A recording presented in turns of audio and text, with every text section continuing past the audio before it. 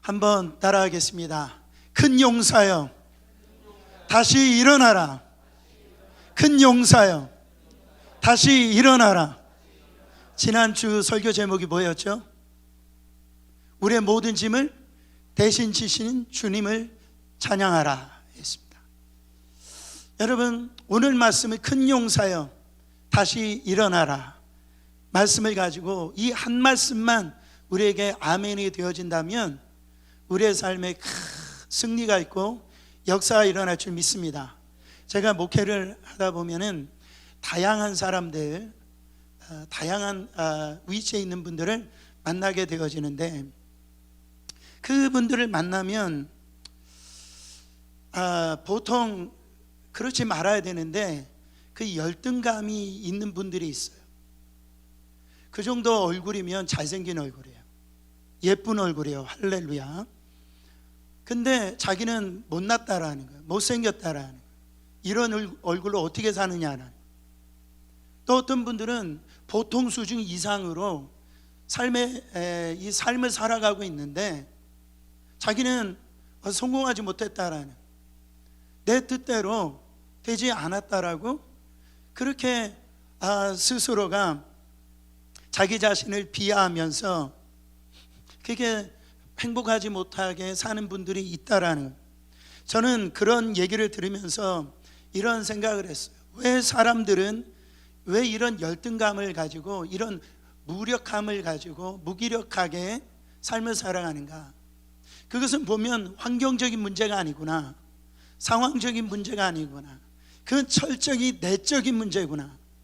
이 내적으로 병이 들어서 이 바라보는 이 시선이 지금 잘못되었기 때문에 그렇게 인생을 불행하게 사는구나 생각을 했습니다. 여러분, 모 일간지에 이 광수 이야기라고 하는 아주 유명한 이 만화, 이 카툰으로 되어 있는 이야기가 있어요. 아주 짧은 이야기죠. 거기 보면 광수가 병원에 갔습니다. 머리가 아프대요. 가슴이 아프대요. 팔이 아프대요. 그래가지고 의사가 진찰해 봤더니 머리가 멀쩡한 거예요. 가슴도 멀쩡한 거예요. 팔도 멀쩡한 거예요. 가만히 보니까 손가락 하나가 부러진 거예요. 그러니까 이 부러진 손가락으로 머리를 만지니까 머리가 아픈 거예요. 그렇게 느끼는 거예요. 그걸 가지고 가슴을 만지니까 가슴이 아파하게 느껴지는 거예요. 팔을 만지니까 팔이 아프게 느껴진 거예요. 그러니까 이게 굉장히 중요한 건데요, 어떤 이 상황이 문제가 아닌 거예요.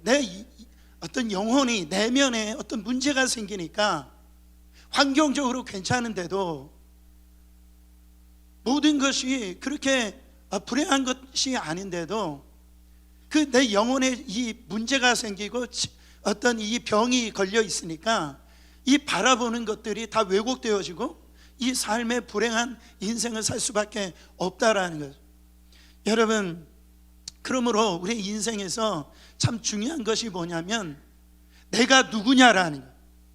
내가 나를 바라볼 때 내가 누군가, 나 이 인생의 이 방향을 결정할 때 살아가고 있는 나는 누군가, 나에 대한 이 아이덴티티가 이 정확하게 세워지면 우리의 삶을 정말 새롭게 살 수도 있고 승리하게 살 수가 있다라는 거예요. 여러분, 바울을 보세요.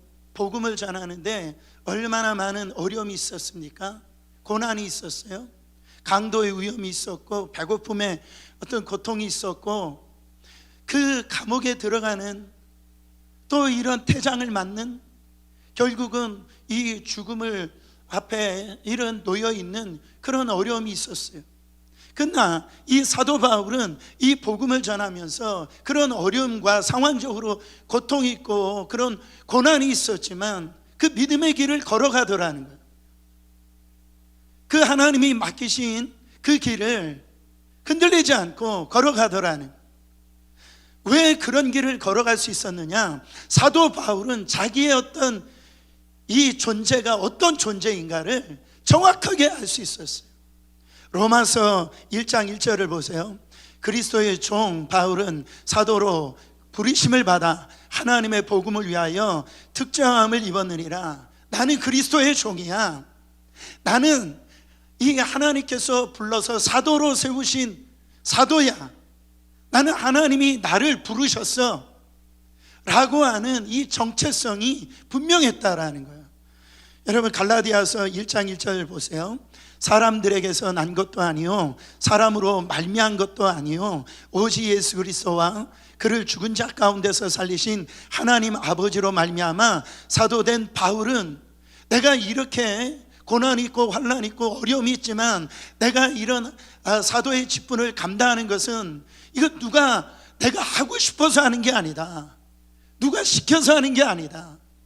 오직 예수 그리스도와 그를 십자가에 죽으셔서 날 구원해 주신 그 하나님 아버지 그분으로 말미암아 나는 사도가 되어졌기 때문에 나는 이 길을 걸어간다라고 말씀하고 있어요. 사랑하는 성도 여러분, 저와 여러분들은 어떤 분이신가요? 여러분, 내가 누구지? 나에 대한 분명한 이 자각이 있으십니까? 우리는요 흔히 거울에 비친 내 모습을 진짜인 줄 알아요. 그리고 다른 사람이 나를 바라보는 그 시선이 그게 진짜인 줄 알아. 와, 저 권사님 괜찮네. 그러면 그게 진짜인 줄 알아요. 저 집사님 안 되겠는걸. 그러면 그렇게 진짜인 줄 알아요. 여러분, 이 누군가가 우리를 인정하면 기분이 좋습니까? 안 좋습니까? 기분이 좋죠. 어깨가 올라가죠. 근데 누가 나를 갖다가 비아냥거리고 이렇게 무시하면 기분이 좋아요? 안 좋아요? 모르겠어요? 안 좋잖아요. 저도 마찬가지입니다. 오늘 설교 끝나고 제가 저 뒤에서 여러분 인사할 텐데 한 권사님 오셔서 목사님 오늘 설교가 너무 은혜스러웠어요. 그러면 제가 좋아할까요? 안 좋아할까요? 예, 굉장히 좋아합니다. 어깨가 올라가겠죠. 내 집사님이 딱 오셔가지고 목사님 오늘 설교 죽수셨죠? 그래 봐요. 제가요 일주일 내내 고난주가 아니에요. 아마 살고 싶지 않을 겁니다. 여러분, 우리가 보는 거하고 남의 보는 게 진짜인 줄 알아요. 그래서 그 말 한마디에 그 시선 하나에 우리가요 흔들려요. 그래서 우리의 행복을 빼앗아가는 걸 볼 수가 있어요. 그러면 우리의 모습이 진짜 나는 누구냐? 하나님이 보시는 그 시선이 진짜인 것. 하나님이 나를 어떻게 보느냐가 그게 내 모습이라고요. 하나님이요 우리를 보실 때 사람들의 이 관점하고 다르게 본다고요. 사람들은요 우리의 현재 모습만 본다니까. 그러나 우리 하나님 알파와 오메가세요. 우리의 미래를 꿰뚫고 계시는 분이에요. 우리의 미래를 다 알고 계시는 분이에요. 우리 하나님은 우리를 볼 때 그 가능성을 보고 정말 하나님의 영이 임하면 그가 변화되어져서 정말 하나님의 길을 뚜벅뚜벅 걸어가는 그 시선으로 우리를 바라본다라는 거예요. 그런 관점에서 오늘 이 기드온의 이 사건을 좀 우리가 보기를 원해요. 하나님이 사사로 기드온을 부르셨어요. 사사라고 하면 그냥 쉽게 말해서 지도자입니다. 그 당시에는 왕이 없었기 때문에 이 사사를 통하여서 모든 어떤 행정이나 정치나 그 한 사람을 통해서 이 모든 일들을 주관하는데 하나님이 이 기드온을 사사로 세우셨는데 그 당시에 이 배경은 시대가 어땠냐면 이스라엘을 그 미디안이라고 하는 이 족속의 공격으로 인하여서 그 이스라엘 전체가 피폐해진 거예요. 이 미디안이 자그마치 7년을 갖다가 이 이스라엘을 괴롭히는데 이 파종을 할 수가 없는 거예요. 씨를 못 뿌리는 거예요. 그러니까 농사를 못 합니다. 농사를 못 하니까 먹을 게 없죠. 다 굶주리게 되어져 있는 거예요. 수많은 사람들이 굶어갑니다. 이런 시대적인 배경 속에서 하나님께서 기드온을 부르신 거예요. 근데 이 시대 속에서 이 기드온의 이 내면에 어떤 이 상처, 질병, 그의 내면에 그런 모습이 있었는데 두 가지의 모습이 있더라는 거예요. 하나는 절망감이요, 이 하나는 무력함, 무기력함이 있었더라는 거죠. 먼저 기도원 가운데 이 절망감이 왔는데 가장 크게 절망감이 온 이유는 하나님께서 자기 백성을 버렸다라고 하는 이 사실입니다. 자, 13절 말씀 같이 봉독해 보세요. 기드온이 그에게 대답하되 오 나의 주여 여호와께서 우리와 함께 계시면 어찌하여 이 모든 일이 우리에게 일어났나이까? 또 우리 조상들이 일찍이 우리에게 이르기를 여호와께서 우리를 애굽에서 올라가게 하신 것이 아니냐 한 그 모든 이적이 어디 있나이까? 이제 여호와께서 우리를 버리사 미디안의 손에 우리를 넘겨주셨나이다 하니 이랬어요. 뭐라고요? 하나님께서 함께 하시면은 어떻게 우리 민족이 이렇게 고난을 받아야 돼요? 고통을 받아야 돼요? 힘들게 살아야 돼요? 우리 아버지가 그런 얘기를 하신 거를 들었어요. 출애굽할 때 하나님이 어떤 기적을 일으켜 주셨는지, 어떤 이적을 일으켜 주셨는지 그 얘기를 들었는데 그 하나님 어디 가셨냐라니. 하나님이 우리를 사랑하신다라고요? 상황이 이런데 말도 안 되는 얘기입니다. 하나님이 우리를 버리셨어요. 여러분, 그러니까 지금 기드온에게 무슨 마음이냐 하면 내가 이렇게 된 거, 우리 민족이 이렇게 된 것은 누구 탓이다? 하나님 탓이다. 하나님이 버리셨기 때문에 우리가 이렇게 힘들게 살아갈 수밖에 없어서 그런 어떤 이 생각이 있기 때문에 지금 절망감에 빠져 있는 거예요. 또한 한편으로는 이 기드온에게 있는 상처가 뭐냐면은 그 무기력함입니다. 무력함이에요. 이런 시대를 살고 있는데 자기가 아무것도 할 수 없는 거예요. 자기가 무능력한 거예요. 힘이 없는 거예요. 여러분 14절 15절입니다. 여호와께서 그를 향하여 이르시되 너는 가서 이 너의 힘으로 이스라엘을 미디안 손에서 구원하라. 내가 너를 보낸 것이 아니냐 하시니라. 그러나 기드온이 그에게 대답하되 오 주여 내가 무엇으로 이스라엘을 구원하리까? 보소서 나의 집은 므낫세 중에 극히 약하고 나는 내 아버지 집에서 가장 작은 자니이다 하니. 하겠다라는 거예요, 말겠다라는 거예요? 할 수 있겠다라는 거예요, 할 수 없겠다라는 거예요? 할 수 없겠다라는 거죠. 하나님이 그런 명령을 하시는데 네가 가서 이 미디안에서 이 민족을 구원해, 그렇게 말씀하셨지만 자기는 할 수가 없다라는 거예요. 자기는 그것 극히 지금 하나님이요 나는 극히 약합니다. 우리 가정의 배경도 므낫세 지파 중에서 가장 작은 지파입니다. 우리 백도 없어요. 배경도 없는 우리 집에 내가 그 능력이 없어요. 못하겠다라는 거예요. 지금 그런 얘기를 하는 거예요. 사실 기드온은 그럴 만한 사람이 못 되죠. 그 무기력감 가운데 있었던 자예요.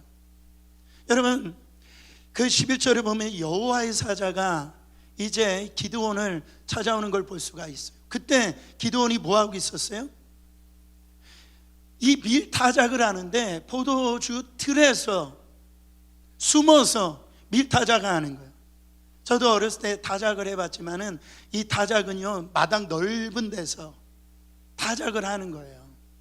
근데 이 밀타작을 하는데 그 좁고 좁은 그 포도주 틀 그 속에서 그 타작을 하는 거예요. 왜 그렇습니까? 이들이 농사를 지고 이렇게 파종을 해서 가까스로 뭔가 음식을 이렇게 만들려고 해도 어떻게 알았는지 미디안들이 쳐들어와가지고 그걸 다 빼앗아 가는 거예요. 그러니까 그는 이 숨어서 빼앗기지 않으려고, 미디안 사람들에게 들키지 않으려고 어떻게 보면 소심하게 두려움으로 가지고선 지금 그 타작을 갖다가 이 포도주 틀 안에서 지금 이 타작을 하고 있는 걸 볼 수가 있습니다. 여러분 얼마나 무기력해요. 하나님의 음성을 들었는데도 지금 이게 숨어있는 이 기드온을 보게 되어지는 겁니다. 여러분 우리에게도 이런 모습이 있지 않습니까? 이런 과거의 어떤 상처나 자기의 어떤 인격적인 이런 어떤 그 마음이 정말 내성적인 부분으로 과거의 실패를 경험해서 이런 것들에 눌려가지고 이런 것들에 발목이 잡혀서 사로잡혀가지고 하나님이 말씀하시는데도 하나님이 명령하시는 대로 그 상처로 인하여서 앞을 향해 나가지 못하는 그런 모습이 우리 안에 있지는 않냐라는 거죠. 여러분, 정말 2024년도 1월이 지나가고 지금 2월, 이제 새해가 또 다시 되어졌는데, 여러분, 우리 안에 묶여있는, 발목 안에 묶여있는 이 족쇄가 풀어지고 바로 다시 한 번 더 일어나 전진하는 귀한 한 해가 되길 예수 그리스도 이름으로 축원합니다. 여러분, 큰 코끼리가 얼마나 힘이 셉니까? 근데 이 코끼리를 조련하는 조련사들 보세요. 가만히 보면은 그 말뚝에 그 밧줄로 이 코끼리를 이 발에 묶어가지고선 제압을 하는데요, 큰 코끼리가 그를 끊을 수가 있어요. 근데도 그 안에서 끊지 못하고 가만히 있단 말이에요. 왜 그런 현상이 일어났냐면은, 어렸을 때 이 조련사가 너는 이 줄을 끊지 못해. 어렸을 때 자기가 이거를 끊어 보려고 해봤어요. 또 시도를 해봤어요. 근데 이 줄이 안 끊어지는 거예요. 그게 축척이 되어지고 축척이 되니까 어떤 생각을 갖고 있어요? 아, 내 힘으로는 끊을 수 없구나. 이것이 이 코끼리에게 이게 진리가 되어버린 거예요. 그 당시에는 힘이 없었죠. 그러나 이제는 힘이 있음에도 불구하고, 능력이 있음에도 불구하고, 과거의 그 발목 잡힌 그 생각, 그 상처, 그것에 묶여 있어가지고 그렇게 살지 않아도 되는데, 다시 하나님 앞에서 나와가지고 하나님의 일을 감당할 수도 있는데 그렇게 살지 못하더라는 거예요. 사랑하는 성도 여러분, 중요한 것은, 필요한 게 뭡니까? 내가 누구냐라는, 자기 인식이 굉장히 중요합니다. 그렇게 무력하고 절망감 가운데 살고 있는 기드온을 향하여 오늘 하나님이 뭐라고 기드온에게 얘기합니까? 12절 말씀이에요. 여호와의 사자 기드온에게 나타나 이르되 큰 용사여, 큰 용사여. 따라합니다. 큰 용사여, 큰 용사여. 영어로 보면 mighty warrior. 그냥 용사도 아니에요, 큰 용사랍니다. 옆에 분에게 당신이 큰 용사입니다 한번 축복해 줘 보세요. 여러분, 별로 믿어지지 않는 눈치입니다. 가당키나 하는 얘기입니까? 지금 기드온의 모습을 보세요. 절망감과 그런 무기력감 가운데 지금 숨어있는 두려움 속에 벌벌 떨고 있는 기드온 앞에, 후에 기드온의 300용사를 가지고 그 수십만 명의 미디안 군대를 물리치는 그런 이 큰 용사라고 그게 느껴지냐고요. 근데 주님이 말씀하세요. 우리들에게 너는 큰 용사야. 너는 기도의 큰 용사야. 너는 전도의 큰 용사야. 너는 성전의 큰 용사야. 하나님 나라의 큰 용사로 내가 너를 불렀어. 그러나 여러분, 이 부름을 받은 이 부분에서 기드온의 그 바라보는 그 눈은 큰 용사로 안 보이잖아요. 그러니까 이 시선이 너무 중요한 겁니다. 하나님은 어떤 시선으로 우리를 바라보신다고요? 그 미래의 모습을 미리 말씀하고 있는 거예요. 그러니까 현재는 초라하고 어떻게 보면은 절망감 가운데, 두려움 가운데 그런 벌벌 떨고 있는 기드온이지만, 후에 하나님의 영이 임하잖아요, 기드온에게. 그때 이 수십만을 갖다가 정말 이 기드온을 통하여서 물리칠 하나님 나라의 용사로서 지금 이 하나님은 이 기드온을 바라보고 계신다라는 거예요. 이게 너무너무 중요합니다. 저는 여러분들에게 이 하나님이 나를 바라보는 이 시선이 느껴지길 바랍니다. 그것이 믿어지길 바라요. 창세기 12장 2절에 보면 하나님이 아브라함을 부르셔서 이렇게 아브라함을 축복하시잖아요. 내가 너로 큰 민족을 이루고 네게 복을 주어 내 이름을 창대하게 하리니 너는 복이 될지라. 너는 복의 근원이 될 것이고 너는 복의 통로가 될 것이고 내 이름이 앞으로 창대하게 될 거야. 너는 복이야. 여러분, 이 말씀을 들었을 때 이 아브라함의 모습은 어땠습니까? 기근이 이 가나안 땅에 임하니까 애굽 땅으로 내려가면 안 되는 거예요. 하나님이 내려가지 말라고 그랬어요. 그 말씀에 불순종하고 내려갔는데 이 아브라함의 아내 사레가 미스 코리아인 거예요. 너무너무 예쁜 거예요. 그래서 애굽 사람들이 그 자기 아내를 가지고 이렇게 탐하는 겁니다. 이 여자가 도대체 누구냐 했더니 아브라함이 뭐라고 그래요? 내 누이입니다. 여러분, 이런 남자 여러분 만나지도 말고, 여러분 얼마나 치사합니까? 자기 살겠다고 아내를 팔아먹고 있잖아요. 지금 그런 아브라함을 향해서 이게 가당한 이게 하나님의 축복이냐고요. 근데 하나님의 눈에는 지금 현실에서는 아브라함이 그런 파렴치한 인간인 것처럼 보이지만 이제 믿음의 조상이 되어지고 하나님 나라의 정말 믿음의 아버지가 되어서 복의 통로로 쓰임받을 아브라함을 보고 있는 거라는 거죠. 여러분, 요한복음 1장 42절에 보면 예수님께서 베드로를 이렇게 부르십니다. 네가 요한의 아들 시몬이니 장차 게바라 하니라. 여러분, 시몬은 창세기에 보면은 굉장히 충동적인 자예요. 살인자입니다. 그러니까 감정을 갖다가 통제하지 못하는, 하여튼 자기의 어떤 욱하는 그런 성격을 갖고 있었던 자가 시몬이에요. 네가 요한의 아들 시몬이다. 너 지금 충동적이고 너의 기질이 지금 통제되지 아니하는 그런 기질을 갖고 있지만은, 너가 이리 갔다 저리 갔다 흔들리는 자이지만은, 분위기에 휩쓸리는 자이지만은, 너는 장차 게바라. 게바가 무슨 뜻이죠? 반석이라는 뜻이에요.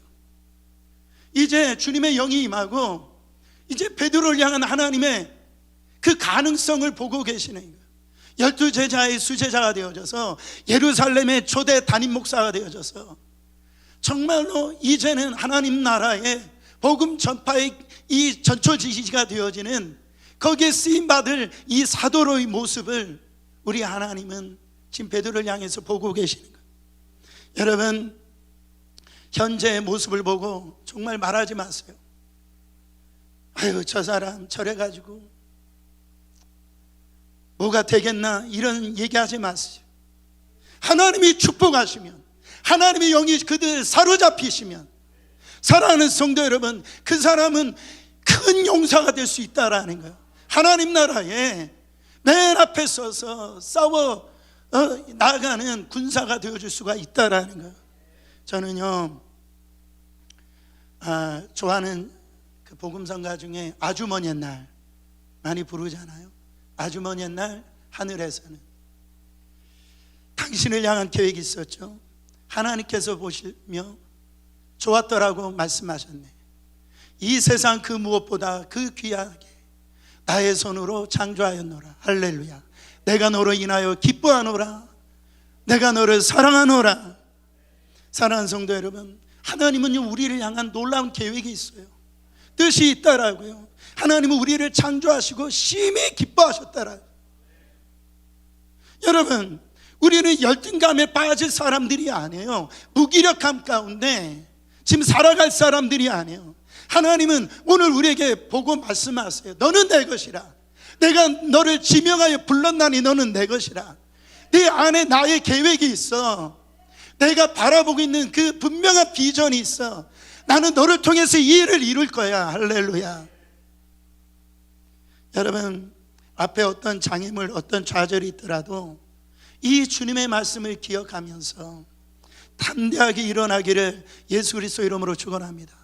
그리고 우리 옆에 있는 신앙의 우리 동역자들에게 그런 축복을 해 주시길 바랍니다. 격려를 해 주시길 바라요. 그럴 때 놀라운 일이 우리 안에 일어날 줄 믿습니다. 또 한 가지, 하나님께서 기드온을 큰 용사로 부른 이유가 뭡니까?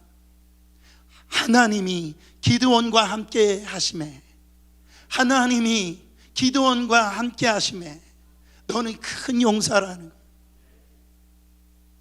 16절, 내가 반드시 너와 함께 하리니 네가 미디안 사람을 한 사람 치듯 하리라. 내가 반드시 너와 함께 하겠다.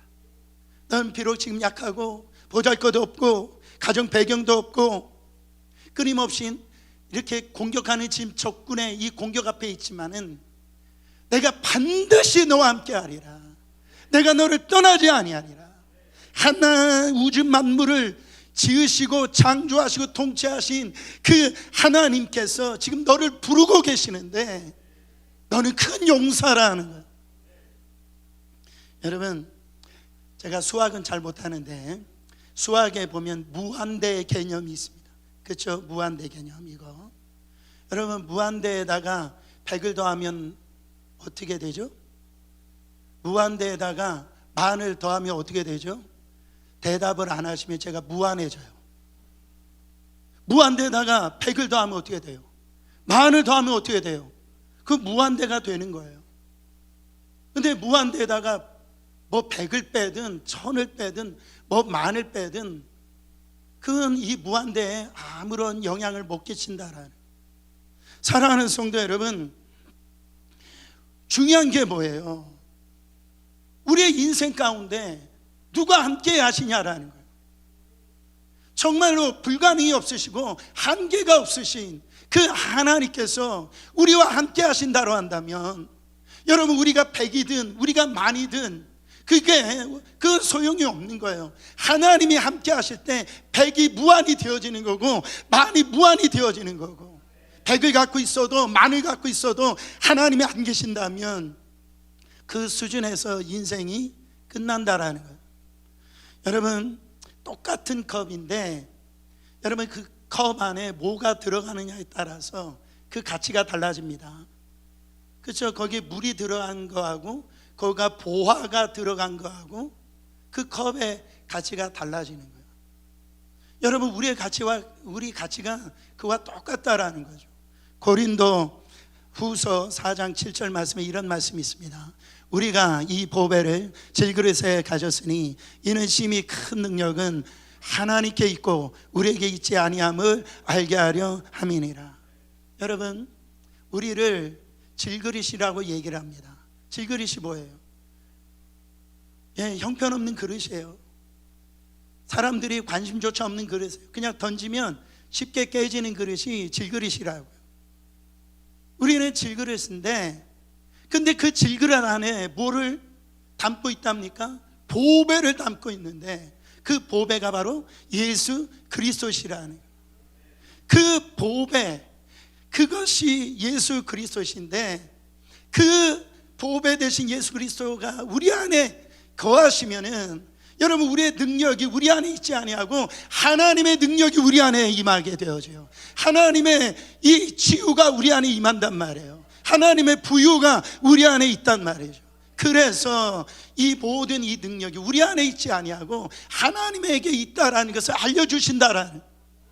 사랑하는 성도 여러분, 이 예수 그리스도가 계시기 때문에 우리 인생의 가치가요 이렇게 다른 거예요. 소중한 겁니다. 가치 있는 거예요. 그러니까 옆에 있는 분들을 이렇게 평가하고 그 사람을 갖다가 무시하잖아요. 누구를 무시하는 거예요? 그 안에 있는 예수 그리스도를 무시하는 거예요. 이걸 놓치지 마세요. 이 말을 함부로 하시면 안 됩니다. 막 기분 내키는 대로 막 쏟아부으면 안 돼요. 하나님의 형상이에요. 이거를 잃어버리는 그 순간 이 세상은요, 그 좋던 이 가정도 지옥으로 바뀌어지는 거예요. 불행하게 되어지는 거예요. 자, 보세요. 보석 중에 가장 가치 있는 아름다운 보석은 다이아몬드일 줄 압니다. 제가 사오지는 못해서 제가 이 다이아몬드를 찾았는데, 이 다이아몬드를 이렇게 감정하는 감정사가 있잖아요. 이 다이아몬드를 가치를 감정할 때 4개의 알파벳 C로 그렇게 기준으로 삼고 이걸 가치를 이렇게 가격을 이렇게 삼는데, 첫 번째가 뭐냐면 캐럿, 그죠?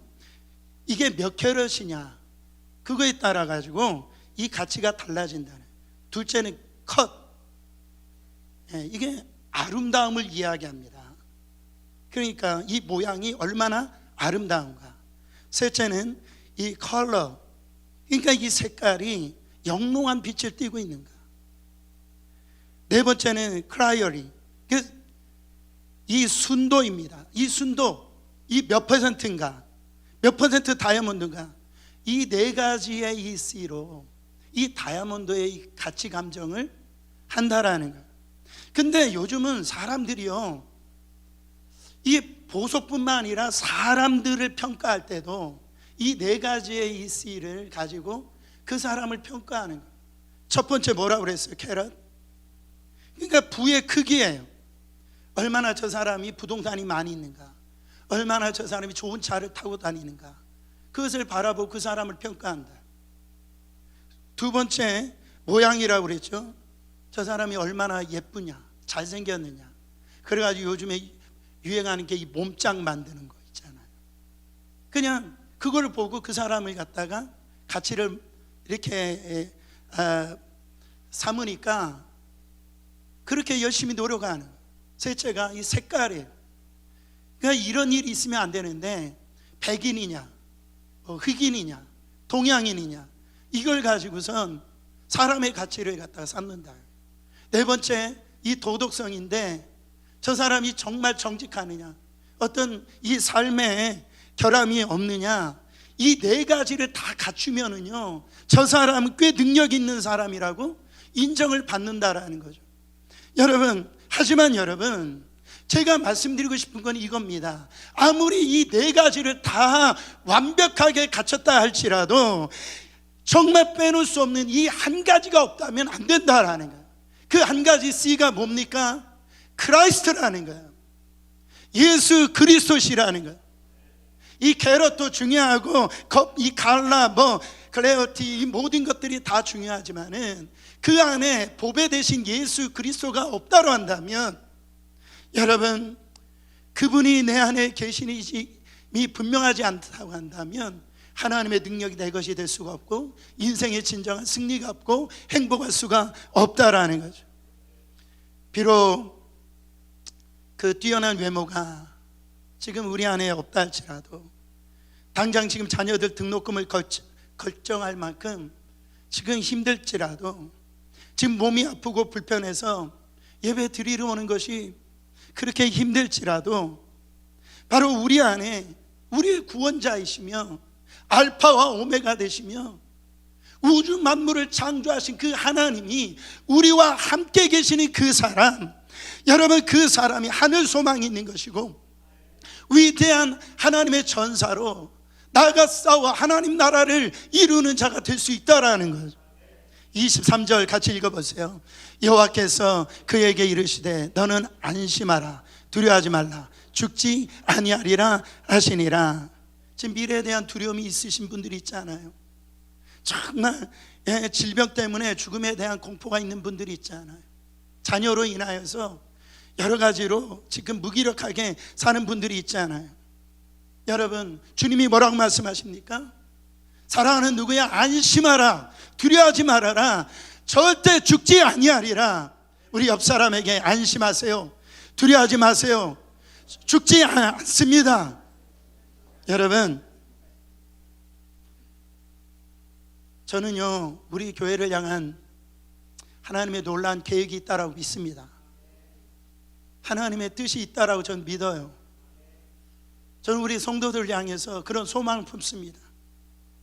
우리 교회는 무슨 재벌이 나오는 것도 아니고 대단한 사람 나오는 것도 아니지만 제 마음 가운데 우리 교회를 위대하게 사용하실 거야. 하나님 나라에 위하여 우리 교회를 사용하시고 우리 성도들을 사용하실 거라고 하는 사실을 저는 의심하지 않습니다. 여러분, 문제는 저와 여러분들이 하나님의 이 음성을 듣고 나가 이루어진다라고 하는 이 믿음이 있어야 돼요. 목사님, 아이, 나 같은 게 뭐예요? 지금 우리 처지 보세요. 우리 교회가 어떻게 그런 일을 해요? 그렇게 생각을 하면 여러분, 우리는 큰 용사의 사명을 감당할 수가 없어요. 기도원이 그렇게 소리 지는 거예요.